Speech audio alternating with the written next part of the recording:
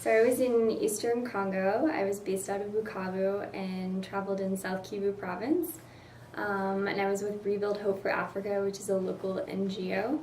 And we worked on the repeat of a 2010 survey looking at grave violations against children. So I was a researcher. I worked with another Mailman student, and we basically organized the survey team, did a training, and then conducted visits to 35 different clusters throughout the South Kivu province. I would say investigative methods was very, very helpful, understanding how to do sampling and different methodology, and I would also say epidemiology too, in terms of methods and understanding causation, and yes, those two are really critical.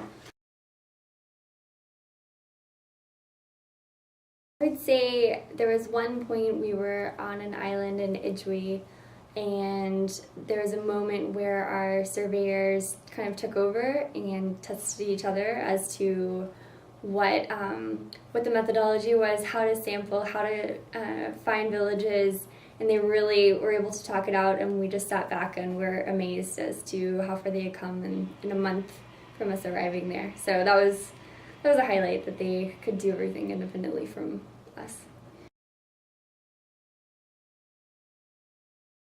One day, a challenging moment was we punctured 7 tires in one day and had to push out of the mud and always try to find a person to repair the tire, and ended up getting back really late. So I think that was a trying day. I don't know if it was necessarily a low point because it brought everyone together, but it was a hectic day. Yeah.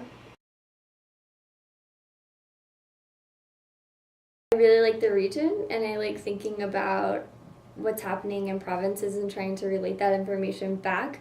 And I feel very much more skilled in this type of sampling and trying to represent what's happening on the ground.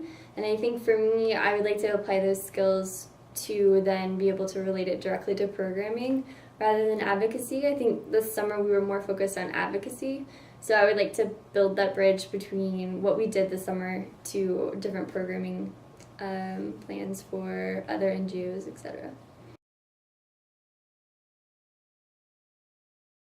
I think, advice is to always be patient. I think that we learned so much this summer from just taking it in and listening. So I'm really grateful to our team and how much we learned from them, and how much they were very patient to explain things about what this means, or why somebody answered a certain way, and what that means culturally. What a family means in Eastern Congo is not necessarily the same as here. So I think those sorts of things I was really grateful for.